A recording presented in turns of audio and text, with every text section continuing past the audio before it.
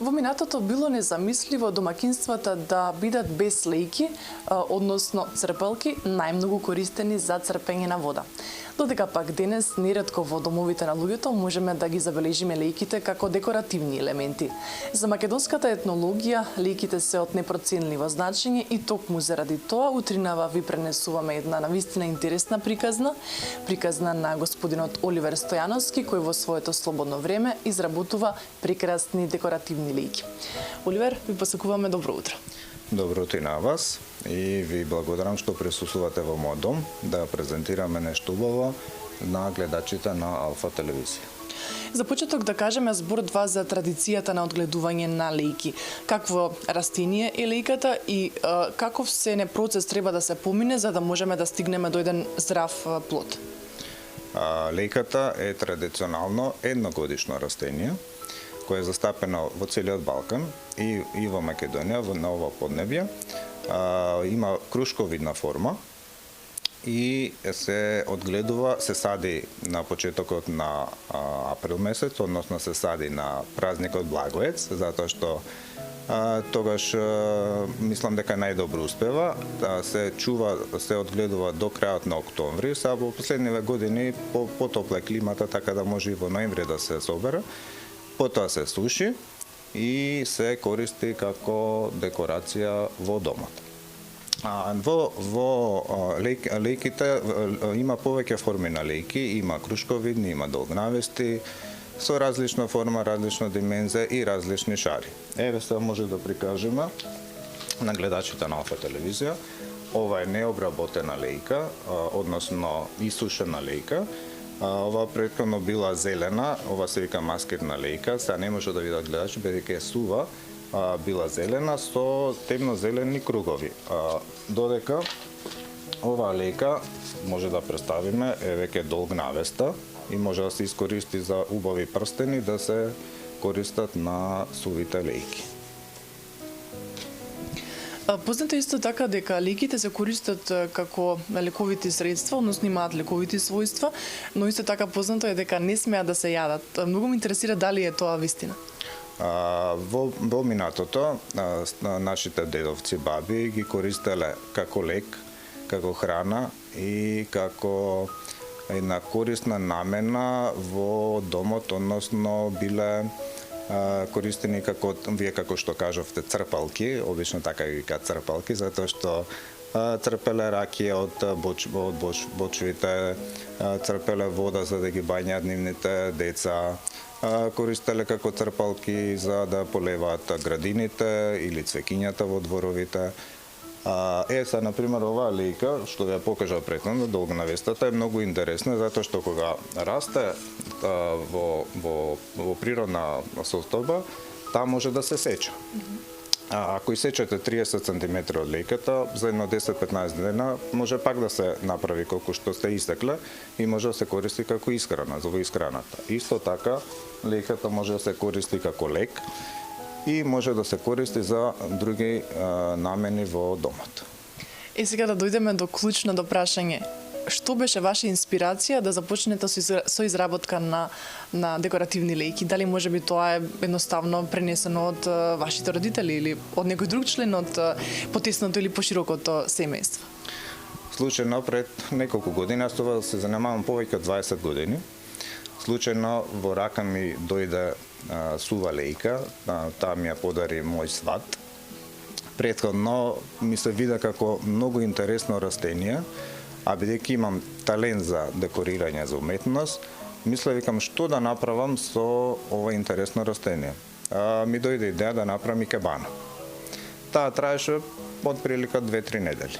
Како што доаѓаше периодот, мене се повеќе ми се развиваше идејата да направам нешто поинтересно. Бидејќи имам природни материјали, имам трски, имам семки, имам камчиња, викам дај да направам нешто поинтересно да биде убаво и за домот и за тие што доаѓаат и што ќе го видат готовиот производ. Така што идејата ми испадна сосема случајно. Каков е процесот на изработка на една декоративна лејка? За една декоративна лејка да се направи треба долг процес. Една лејка се прави од прилика, јас ја правам од прилика од 7 дена па до 3 месеци. зависно колку материјал се става, каква идеја ќе ми дојде, со какви лепоци може да се залепи. Тај, например, оваа лејка е правена па да не претерам, ама скоро 3 месеца. Бидејќи требаше многу работа, плюс да ставам 3 врсти на лепаци, кој што секој лепак треба да се чува одредено време, да се исуши, да се тврне материјалот, така што процесот е долготраен. На вашите изработки можеме да забележиме како преовладува црвената боја во различни нијанси. Се надевам дека тоа произликува повторно од македонскиот фолклор. Па гледам повеќе да е традиционална, односно да е од ова поднебје, да биде оригинална и да не секоја лејка е оригинална и уникатна. Оваква лејка ви гарантирам дека е само една и не можете да најдете уште една, бидејќи и да сакам да направам уште една не може. Мора во нешто да се разликува, така што секоја лејка е уникатна, а бојата сакам да биде традиционална македонска. Исто така можеме да забележиме дека на овие лејки има различни дизајни, мотиви и слично. Од каде ја црпите вашата инспирација и мотивација? Во Македонија може да се истрпи и етнологијата, и народните носи, и архитектурата, и цветовите во природата. Од секаде може да се добие инспирација за да се направи нешто интересно на овие декоративни лејки, односно на црпалката. Треба да се напомене дека јас користам само природни материјали, не сакам да ставам метал, пластика, железо, алуминиум, сакам да биде се природно. Еве тука може да видите дека има трска, има волница, има кожа, не знам, има камчиња природни. Например, за оваа трска одам специјално во Крушево, на езерото во Крушево, затоа што оваа трска не се појавуваат кругови, односно флеки на стеблото, чисто жолта и многу е полесна и за фарбање и за лепење. Камчињата ги собирам од Марков манастир, од Козијак, така што најдам многу природни материјали за да се искористат на декоративната лејка. Значи, дефинитивно вашите изработки се доказ дека природата е неисцрпен извор на мотивација и морам да кажам дека од сите лејки тука едната особено потсетува на буквална црпалка, како што кажав и на самиот почеток, наједноставно можеме да ја земеме во рака и да црпиме вода. Интересно е што овие лејки се уште можеме да ги сретнеме во домовите на луѓето и покрај тоа што модерните садови некако ги истисна од употреба овие растенија, да речем, овие декоративни елементи. Јас од време на време имам обичај да прошетам по македонските села и се уште може да се најдат суви лејки на терасите закачени во домовите, пред врата, во градините. Така што лејката е многу корисно растение за многу намени. Лејката има една многу интересна, има интересен материјал кај што може да се работи се и се што на лејката, но сепак треба да помине малце подолг период за да се направи онака како што изгледаат сега. Дали мислите дека сепак во некое идно време лејката ќе има посебно место во модерното општество? Се надевам дека ќе се врати повторно лејката во домовите, односно технологијата ќе направи пауза во модерните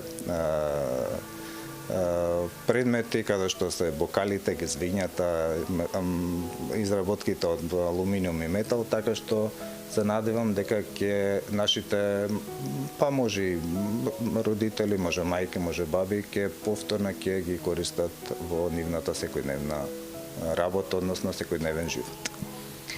Во текот на нашиот разговор забележувам како сте навистина опуштен во зборувањето, па дали можеби тоа произлегува од самиот факт дека изработувате вакви уметнички дела или пак едноставно самите тие зарачат некоја смиреност и топлина?